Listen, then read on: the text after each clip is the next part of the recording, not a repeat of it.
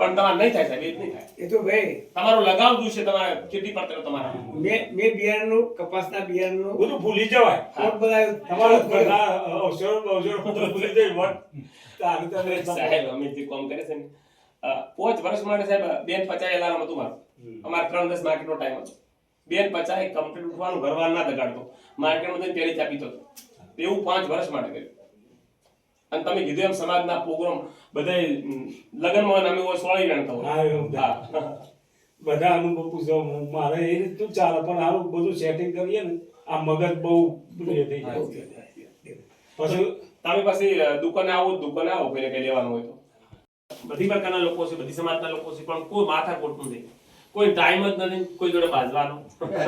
બધા પોતાના કામમાં વ્યસ્ત રહી નવરા રે તો બાજી કરતું જોડે આખો દિવસ કામમાં છે. પછી ખેડૂતો આતે તો પીને જાય. હું તો દિવસે તારે ઓછો હાલ મકાન મળે છે